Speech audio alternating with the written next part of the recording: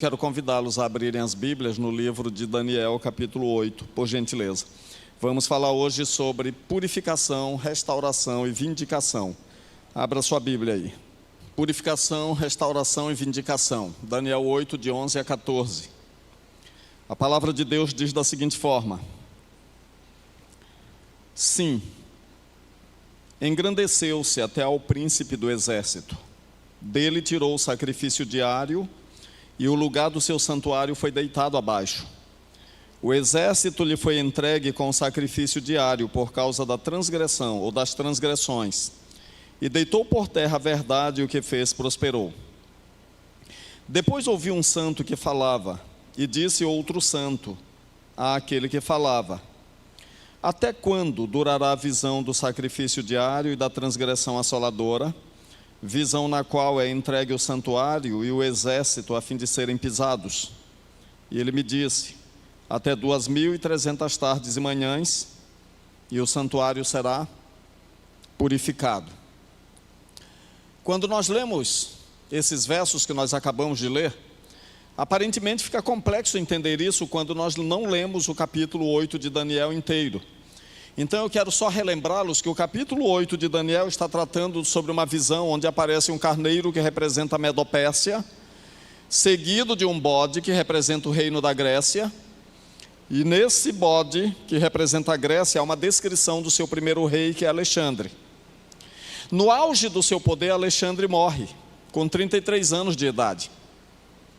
E quando Alexandre morreu, o seu império foi dividido entre seus 4 principais generais: Cassandro, Lisímaco, Ptolomeu e Seleuco. Mas no verso 9 do capítulo 8, a palavra de Deus diz que de um deles, na nossa versão Almeida Revista e Atualizada, diz de um dos chifres.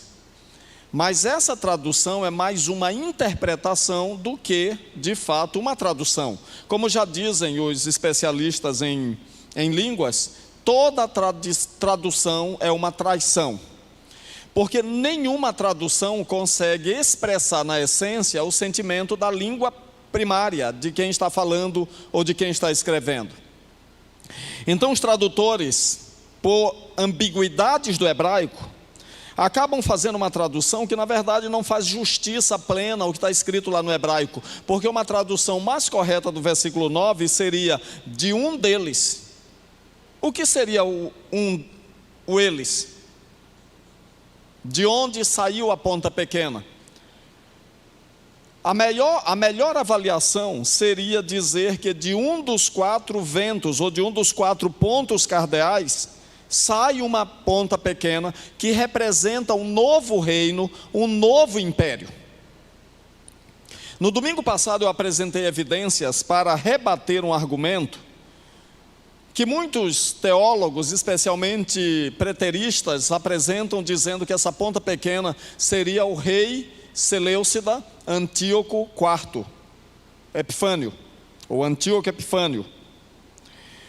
Mas os argumentos que eu apresentei no sermão passado, que estão disponíveis aí no canal, mostram que ele não tem as características, as credenciais para satisfazer tudo aquilo que o texto está falando a respeito dessa ponta pequena, desse reino, desse poder que cresce tanto na vertical, aliás, na horizontal, quanto na vertical.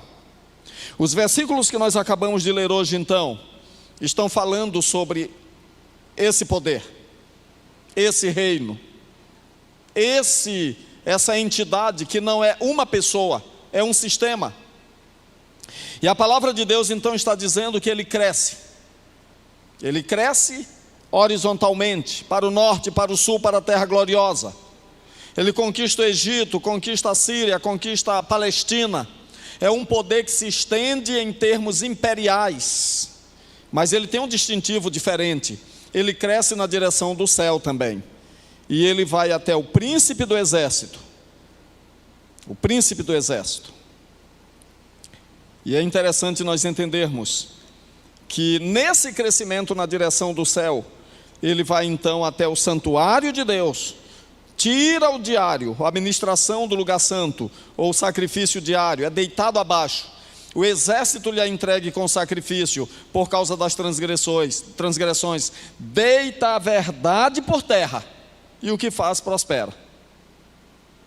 Nós estamos lidando com um poder muito forte, algo muito poderoso, a ponto de afetar até o céu, jogando a verdade por terra. Diante disso, cabe algumas perguntas, como essas que estão aí na tela, e talvez a mais importante agora seja essa terceira pergunta: como pode um poder terreno afetar o céu? Como pode? É algo meio inusitado e até aparentemente irracional. Poderia um poder da terra atingir o céu, a altura das alturas dos céus? Vamos entender melhor isso. Para nós compreendermos o sentido dessa expressão, nós precisamos compreender a natureza do santuário e a razão de ser do santuário. O santuário ele tinha 3 propósitos, ou 4. O primeiro deles era ser o lugar, palácio da habitação de Deus. A forma como o santuário é descrita é a forma como era descrito um palácio. Na verdade, o hebraico rekal significa também palácio. O lugar da habitação de Deus é um palácio. E esse mesmo termo significa o santuário de Deus. O santuário de Deus, então, não é apenas o lugar da sua habitação. O santuário é o quartel-general do plano da redenção do homem, do plano da salvação. Ali é o lugar onde é feita a mediação. Ali é o lugar também onde é o centro do juízo de Deus, de onde saíam os julgamentos de Deus, quando o santuário foi estabelecido aqui na terra. Em última instância, o santuário celestial, ele é o centro de comando do universo. Quando Deus mandou colocar o seu tabernáculo no meio do povo de Israel, irmãos, o tabernáculo servia como o centro de comando de Israel. Era dali que saíam as ordens, era dali que Deus dizia vai, e eles iam, volte, e eles voltavam, permaneça, eles permaneciam. Quando uma consulta era feita sobre juízo, era dali que saía a resposta. Quando as demandas eram trazidas, Deus dominava o seu povo a partir do santuário. E o santuário da terra é apenas uma parábola do celestial, mostrando que o santuário celestial é o centro de comando do universo. Agora, pelo que nós acabamos de ler, e pelo que nós acabamos de perceber do santuário, o santuário, lugar da habitação de Deus, ele também é o centro de habitação da verdade. Por quê? Pensem comigo. O santuário é o lugar da habitação de Deus. A palavra de Deus diz que Deus é a verdade, Jesus é o caminho, a verdade e a vida, o Espírito Santo é a verdade. Salmo 119, verso 142 diz assim: a tua lei é a própria verdade e a tua justiça, justiça eterna. No lugar santíssimo do santuário da terra, e nós inferimos que no lugar santíssimo do santuário celestial, que é o trono de Deus, o trono de Deus é fundamentado na verdade e na justiça. E a verdade de Deus, a justiça de Deus é manifestada através dos 10 mandamentos, que também estão no santuário. Também estão no santuário aí. Esse poder aqui da terra, sobre o qual eu tenho discorrido durante esses domingos, ele joga a verdade por terra. Como? Como ele poderia fazer isso? Como é que nós vamos entender melhor essa questão desse ataque à verdade? Quando nós estudamos o livro de Daniel, de uma forma mais ampla, nós vamos entender que o capítulo 2, o capítulo 7, o capítulo 8, o capítulo 9, o capítulo 11 e 12, eles estão tratando da mesma coisa. Existe uma unidade entre eles, o que prova a autoria única do livro de Daniel. Domingo passado eu falei para vocês sobre uma estrutura quiástica que nós vemos no livro de Daniel, onde o capítulo 2 e o capítulo 11 tratam de descrições de impérios e nações através de imagens de homens. O capítulo 7 e o capítulo 8 fala sobre nações e impérios usando imagens de animais. Isto é uma estrutura quiástica, onde o 2 e o 11 se equivalem, e o 7 e o 8 também. Agora, no capítulo 7, nós temos algo interessante aí. Lá no capítulo 7, 25, fala sobre uma ponta pequena, que representa um poder que surge do Império Romano. Daniel 7:25 diz assim: e ele falará palavras contra o Altíssimo, magoará os santos do Altíssimo. Não é assim? Os santos lhe serão entregues nas mãos por 1 tempo, 2 tempos e metade de 1 tempo, ou 1260 dias, anos. E ele cuidará em mudar os tempos e a lei. Cuidará em mudar os tempos e a lei. Quando nós olhamos isso numa sequência historicista, a Bíblia já vinha falando sobre Babilônia, a Medo-Pérsia, a Grécia, a Roma pagã, e logo em seguida vem essa ponta pequena, que cuidaria em mudar os tempos e a lei, que perseguiria os santos do Altíssimo, que blasfemaria contra Deus, e faria isso por 1260 anos proféticos, 1260 dias proféticos, que equivalem a anos. Em Daniel capítulo 8, versículo 11 a 13, nós temos uma descrição da perseguição, da mesma perseguição, que agora luta contra a verdade de Deus. É como se Daniel estivesse dizendo: a ponta pequena que está aqui lutando contra a lei de Deus, a sua batalha contra a lei de Deus, contra Deus, e a sua tentativa material é de destruir a lei de Deus. Aqui no capítulo 8 ele está lutando contra a verdade, que é uma outra forma de falar da lei de Deus e dos fundamentos do seu reino. Daniel 9, 26 e 27, ali fala sobre o príncipe da aliança, quando ele é morto. No capítulo 11 a 13 diz que a ponta pequena sobe até o príncipe da aliança, que é a mesma expressão, príncipe, aliança, que aparece em Daniel 8, 11 e 13, aparece em 9. Jesus nasce no ano 3, por aí, e ele morre no ano 31. Então o ano 31 é o momento quando o príncipe da aliança é quebrado. Nós temos um marcador histórico aí, como eu falei no domingo passado. No capítulo 11, 22, repete uma expressão relacionada ao príncipe que é morto, e o ano é 31. No capítulo 11, 33 e 34, fala sobre a perseguição contra o povo de Deus, essa luta para mudar a verdade, derrubar a lei, jogar a verdade por terra. Ela agora tem um momento histórico, ela vai acontecer no capítulo 11, 33 e 34, que é bem posterior à morte de Jesus no ano 31.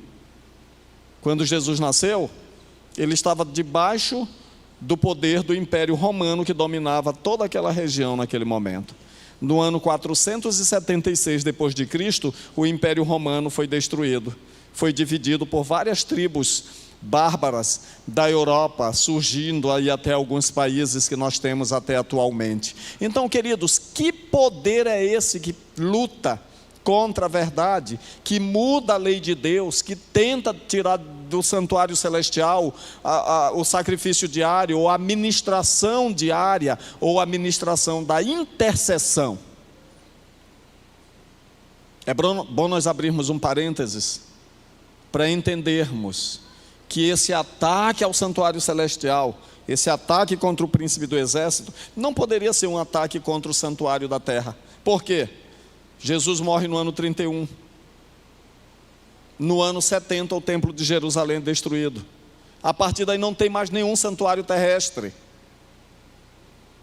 O profeta Daniel não poderia estar fazendo uma outra alusão a não ser ao santuário celestial. Mas aí vem a pergunta de novo: como um poder terreno pode afetar o céu? E que poder é esse? Que poder é esse? Precisamos compreender, queridos, que a ponta pequena, ou esse poderoso reino, ele não age sozinho. Ele tem um patrocinador. Como nós podemos entender isso melhor? Vocês lembram que Apocalipse no capítulo 12 diz assim: irou-se o dragão, viu-se um sinal no céu, a saber, uma mulher vestida do sol, estava grávida, e ela tem a lua sobre a cabeça, aliás, sobre os pés, 12 estrelas na cabeça, etc. e tal. E essa mulher está gestante, e o dragão se coloca diante dela para lhe devorar o filho varão quando nascesse. É uma profecia sobre Jesus. Quando Jesus nasceu, aí a gente pergunta, Satanás estava lá assim, feito um dragão vermelho e tal, para devorar, para engolir Jesus? Não, dessa forma não.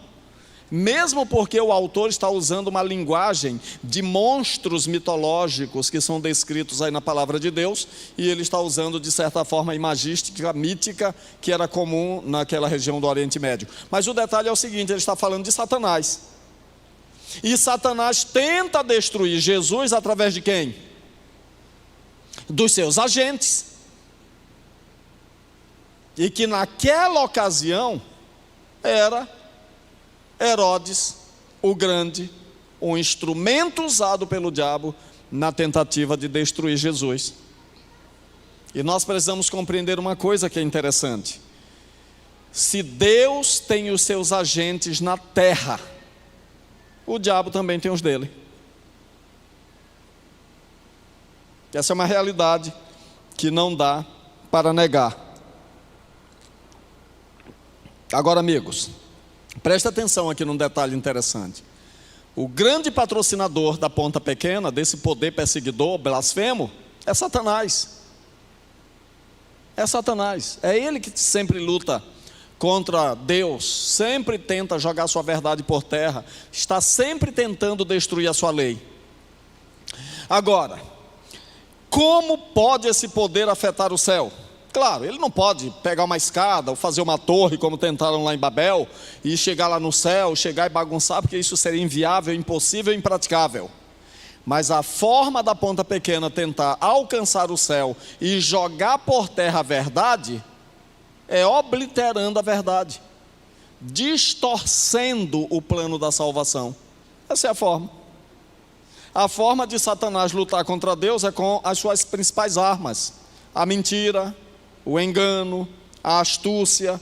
É assim que o diabo joga. É assim que ele joga. E agora, queridos, precisamos ler alguns versos bíblicos mais esclarecedores a respeito. Diz a palavra de Deus aí: ninguém de nenhum modo vos engane, porque isto não acontecerá sem que primeiro venha a apostasia e seja revelado o homem da iniquidade, o filho da perdição. O apóstolo Paulo falando em 1 Tessalonicenses, 2 Tessalonicenses capítulo 2, verso 3 e 4.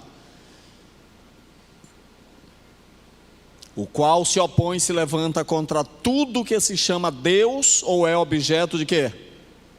De culto, a ponto de assentar-se onde, gente? Onde? No santuário de Deus, ostentando-se como se fosse o próprio Deus. Presta atenção nessas palavras. A palavra, Paulo está falando de um homem, que ele chama de o homem da iniquidade. O que é iniquidade? A palavra iniquidade é anomia, no grego, que significa aquele que é contra a lei, ou contra a verdade. Agora, esse homem patrocinado pelo diabo também, que é chamado de filho da perdição, homem da iniquidade, ele se levanta contra tudo que se chama Deus ou é objeto de culto, a ponto de assentar-se no santuário de Deus, ostentando-se como se fosse quem, gente? O próprio Deus. Palavras da Bíblia. E diz mais o apóstolo Paulo: ora, o aparecimento do iníquo, ou o homem da iniquidade, é segundo a eficácia e poder de quem? De Satanás. E quais são suas armas? Com todo poder e engano e prodígios da mentira. Com todo poder e sinais e prodígios do que, gente? Da mentira. E com todo engano do que? De injustiça aos que perecem, porque não acolheram o amor do que? Da verdade, para serem salvos. Percebe que é uma guerra da mentira contra a verdade? É por este motivo, pois, que Deus lhes manda a operação do erro, para darem crédito à mentira, a fim de serem julgados. Todos quantos não deram crédito à verdade, antes pelo contrário, deleitaram-se com a injustiça. Até parece que Paulo leu Daniel. Parece que ele tinha um livro de Daniel aberto de um lado e ele escreveu para os Tessalonicenses. Ele está reproduzindo praticamente o que está escrito no capítulo de 8 a 11 de Daniel. Romanos 1, verso 25 diz assim: pois eles mudaram a verdade de Deus em mentira, adorando e servindo a criatura em lugar do Criador, o qual é bendito eternamente. Amém. Versículos profundos. Agora, irmãos, eu vou entrar aqui num detalhe, em alguns detalhes históricos, e talvez alguns de vocês possam até assim, ficar um pouquinho chateados comigo e dizer assim: o pastor está magoando a nossa igreja, a nossa religião. Não estou magoando ninguém, nem é minha intenção. Eu só quero mostrar para vocês algumas evidências históricas de como a verdade foi distorcida ao longo do tempo. E vocês verão como isso é fato histórico, isso não é invenção do pastor Samuel. Não vou citar nenhuma palavra minha, mas eu quero mostrar para vocês historicamente como a verdade tem sido lançada por terra, como o santuário foi afetado, como a mediação de Jesus, como a figura de Jesus, que deveria estar bem nítida diante do ser humano como Salvador, ela foi tirada de cena ao longo da Idade Média até os nossos dias praticamente. E aí várias outras coisas substituíram. Presta atenção que isso é muito esclarecedor. Descrevendo um ponto de vista papal sobre a graça na Idade Média, o ponto de vista que ainda é atual, William Walker escreve, abro aspas: a graça não vem aos homens indiscriminadamente, ela tem seus canais definidos, e estes são o quê? Os sacramentos, e os sacramentos somente. Olha que interessante. O que diz a Bíblia? Pela graça sois salvos, e ela não vem de vós, é dom de Deus, e ponto final. Que diz mais? Foi através dos sacramentos que o clero manteve sua autoridade espiritual sobre o povo. Em meados do século XV, o número de sacramentos havia sido fixado oficialmente em 7: batismo, confirmação, penitência, eucaristia, a conclusão da cerimônia da missa, extrema-unção, casamento e ordenação. O rito sacramental finalmente chegou a ser considerado, acima de tudo, como instrumento para comunicar graça espiritual, ou seja, para miraculosamente, intrinsecamente, ex opere operato, santificar o indivíduo. Isso foi citado por Harold Green no livro The Reformation Era, de 1500 a 1600, livro publicado em 1954, e aí está a página. Outra citação: os sacramentos são, pela ordenança de Deus, os meios necessários de salvação e uma fonte copiosa de benefícios espirituais. Não se pode questionar o fato de que os sacramentos estarem entre os meios de alcançar o quê? Justiça e salvação. Aí está, Catecismo do Concílio de Trento, tradução inglesa por J. Donovan, de 1829. Vamos em frente.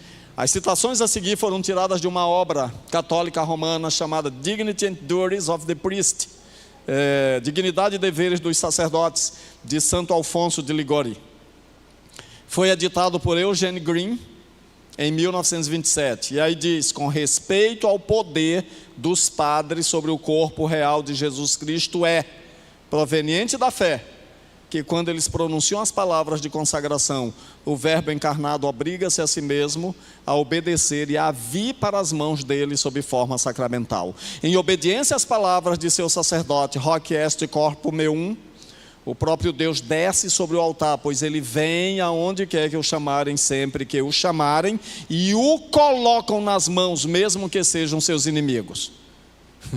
E depois de vir, ele permanece inteiramente à disposição deles.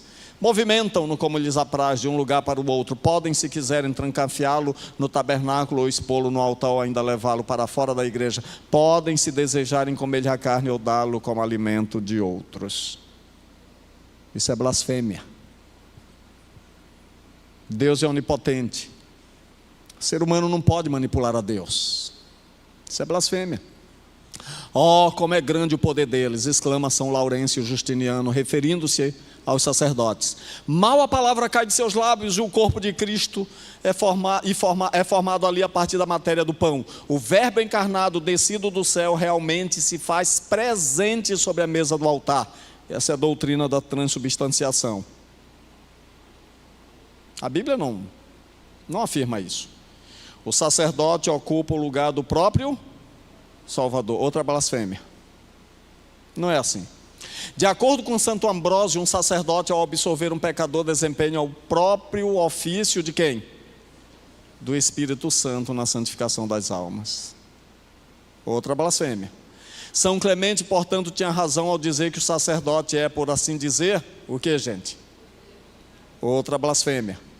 Inocente III escreveu: na verdade não é exagero dizer que à vista da sublimidade de suas funções, os sacerdotes são deuses. Isso é blasfêmia. Ok? Bom, há várias citações, mas eu quero ler aqui um pouquinho estas aqui. Muitas coisas são pedidas a Deus e são concedidas, e não são concedidas, mas se pedidas em nome de Maria, são obtidas, pois ela chega mesmo a ser a rainha do inferno e senhora soberana dos demônios. Maria é chamada a porta do céu, porque ninguém pode entrar naquele reino abençoado sem passar por ela. Maria é também advogada de toda a família humana, pois pode fazer com Deus o que quiser. Muitas vezes recebemos mais rapidamente o que pedimos, invocando o nome de Maria do que o nome de Jesus. Ela é a nossa salvação, nossa vida, nossa esperança, nossa advogada, nosso refúgio, nosso auxílio. Olha, essas palavras são muito fortes. A última citação diz assim: toda a Trindade, ó Maria, te dá um nome, que está acima de todo nome, para que ao teu nome se dobre todo o joelho, nos céus, na terra e debaixo da terra. A Bíblia fala essas palavras, para quem? Para Jesus. Para Jesus, não para Maria. Irmãos, eu entendo que a nossa forma de interpretar a Bíblia é um pouquinho diferente, mas o texto bíblico é claro quando fala sobre Jesus como sendo o único. Apocalipse, por exemplo, capítulo 5, versos 5 e 6 diz assim: e eu, João, chorava porque nem no céu, nem na terra, nem debaixo da terra, nem nas águas debaixo da terra, foi achado outro digno de abrir o livro e os seus 7 selos. Não há outro nome comparado. Aí está a forma como existe um ataque contra a verdade, obliterando a pessoa de Jesus e colocando outros personagens. É assim que acontece.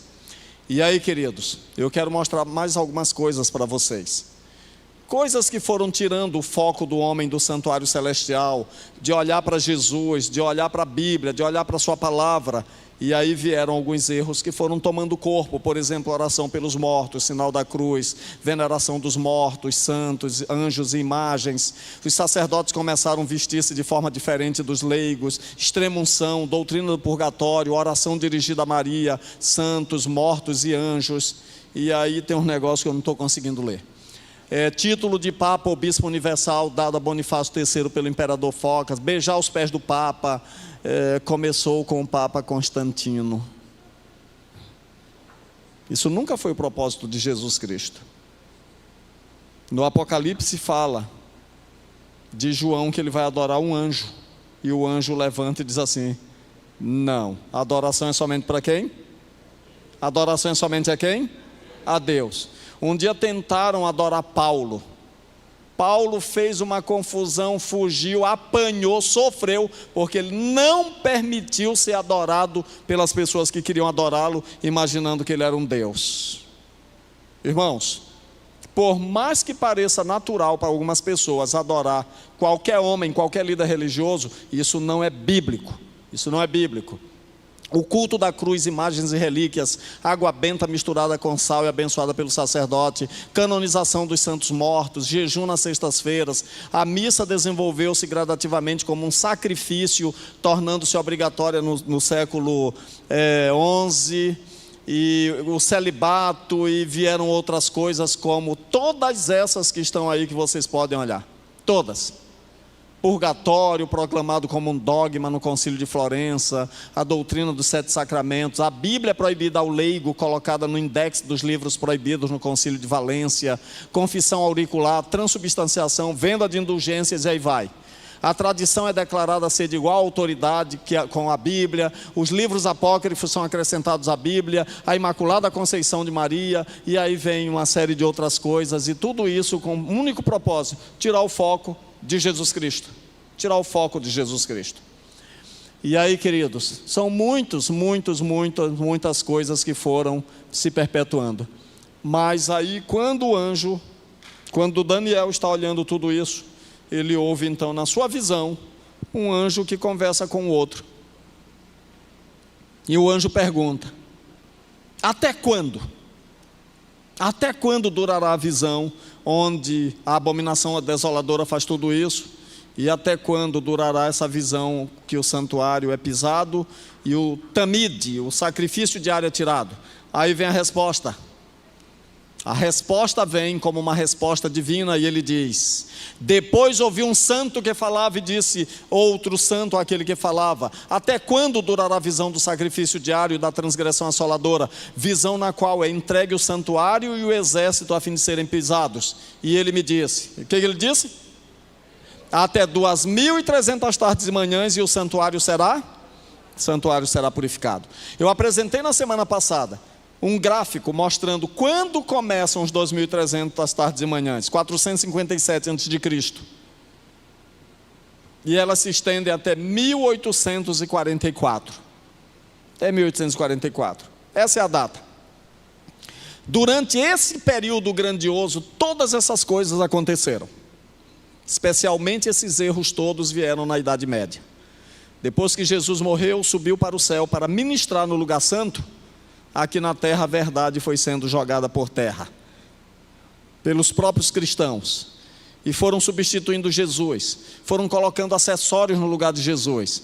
Em vez de orarmos a Jesus, confiarmos nele, obedecermos a sua lei, aí foram colocados santos, intermediários, e isso, aquilo e aquilo outro, e daqui a pouco Jesus está tirado completamente do quadro. Existe um filme que eu pessoalmente gosto demais quando se trata de rir, mas é um filme cheio de heresia: O Alto da Compadecida. O Alto da Compadecida. A essência teológica do filme está lá na hora do julgamento, quando Chicó e Zé Grilo morrem. Aí quando eles estão lá, já na boca do inferno, aí ele faz lá uma prece para Maria. Aí aparece Maria, aparece Jesus, e uma coisa curiosa, não sei se vocês já perceberam, Jesus está ali. Quando Maria começa a falar, eles escurecem completamente Jesus, tiram ele de foco, e toda a atenção é colocada em quem?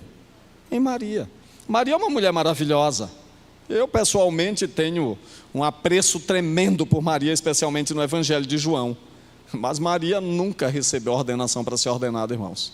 Pelo contrário, seria bom que todo mundo fizesse o que Maria disse lá em João capítulo 2: fazei tudo quanto ele vos disser. Ela se submete a Jesus, mas ao longo do tempo conseguiram fazer com que Maria se tornasse mais poderosa do que a Trindade. Isso é um equívoco. Isso é um equívoco. Bom, o santuário será purificado. A palavra que aparece ali para purificado é a palavra nisdak no hebraico, e é traduzida para o grego na Septuaginta como kataristezetai. Qual é o sentido dessa palavra? Será que a palavra significa purificar mesmo? Dr. Niels Erik Andriessen, ele diz assim: devemos voltar aos significados extensos e estendidos de sadik ou sadak, que são apropriados para o contexto específico dessa ocorrência. Eles incluiriam o significado da palavra, irmãos, lá em Daniel 8,14: endireitar, como restauração; limpar, através da purificação; e vindicar, como em juízo. Esse é o significado da palavra no seu sentido mais amplo. Uma palavra riquíssima de significado. Em outras palavras, Daniel está dizendo: e até 2.300 tardes e manhãs, e o santuário será endireitado, ele será restaurado, ele será purificado, e ele será vindicado. Essa palavra é riquíssima de significado teológico. Por quê? Porque é juízo. Está acontecendo o juízo. Então ele tem que ser vindicado. E o objetivo do juízo é vindicar o nome de Deus lançado por terra por Satanás. Vindicar a verdade, restaurar a verdade e purificar o santuário celestial por ocasião do juízo que está acontecendo. Agora, como seria essa restauração? No livro de Apocalipse está a resposta. Apocalipse 14, 6 e 7 diz assim: vi outro anjo voando pelo meio do céu, tendo um evangelho o quê? Eterno para pregar. A quem? A toda a tribo, nação, povos e línguas que se encontram sobre a terra, dizendo em grande voz. Dizendo o que, gente? Vamos lá. Temei a Deus e dai-lhe glória, pois é chegada a hora do seu juízo, e adorai aquele que fez o céu, a terra, o mar e as fontes das águas. A verdade que precisaria ser restaurada depois de 1844, irmãos, é o evangelho eterno. Quem crê na salvação por decreto nega o juízo. Quem apresenta essa história de uma vez salvo, salvo para sempre, nega a possibilidade da queda e livre-arbítrio, afetando a verdade sobre o caráter de Deus. Deus não vai levar para o céu ninguém que não queira ir. Se Ele elege uns para o céu e outros para a perdição, Ele é um Deus parcial e injusto. Se todos fossem condenados, todos merecem a condenação, mas a salvação está disponível para todos que quiserem, todos que aceitarem. Segundo ponto a ser restaurado é a adoração. Deus é o Deus criador. A doutrina da criação que foi obliterada pela evolução, ela precisa ser pregada. A doutrina do juízo precisa ser pregada, porque as pessoas vivem no mundo aí como se nada fosse acontecer, quando na verdade estamos vivendo um momento de juízo. A verdadeira crença sobre a natureza humana e suas implicações escatológicas. Quem crê na imortalidade, crê em recompensa imediata e nega a necessidade de um juízo. Nós não cremos na imortalidade natural. Nós cremos que o homem morre e ele vai para o pó da terra. E no dia da vinda de Jesus ele receberá a sua recompensa final. A crença sobre o segundo advento de Jesus também precisava ser restaurada. Enfim, queridos, em 1844 para cá, a verdade da lei de Deus passou a ser restaurada. Por quem? Por aqueles que devem pregar o evangelho eterno. No capítulo 12 nós temos uma luta satânica contra a lei de Deus. Uma luta brava. Mas o capítulo 12 do Apocalipse termina com o seguinte verso: irou-se o dragão contra a mulher, e foi fazer guerra, foi pelejar contra o restante da sua descendência. Quem são eles? Os que guardam os mandamentos de Deus e tem o testemunho de Jesus. No capítulo 13 nós vemos uma guerra de Satanás contra os primeiros 4 mandamentos da lei de Deus. No capítulo 14 nós vemos a resposta de Deus para os ataques satânicos. E a resposta de Deus é a restauração do evangelho eterno, a verdade do juízo, cuja base é a lei de Deus, onde está a verdade do sábado. Tudo isso faz parte do evangelho, das verdades que precisam ser pregadas na atualidade e que pouca gente tem pregado. Se você é um estudioso da Bíblia, esse é o seu dever. Esse é o seu dever. Essa missão não foi dada para uma placa de igreja. Essa missão foi dada para aqueles que querem verdadeiramente ser fiéis a Deus. E eu não sei se felizmente ou infelizmente, eu só vejo uma igreja que prega essa tríplice mensagem angélica. É a Igreja Adventista do Sétimo Dia. Isso não é arrogância, é responsabilidade. A responsabilidade de falar a verdade para um mundo que está perecendo no erro. Quantos de vocês querem se comprometer com a verdade? Irmãos, a verdade dói, mas é melhor uma verdade amarga para a salvação do que uma mentira doce para a condenação. Decidam-se pela verdade, firmem-se na verdade e nunca abandonem a verdade. Que Deus os abençoe em nome de Jesus.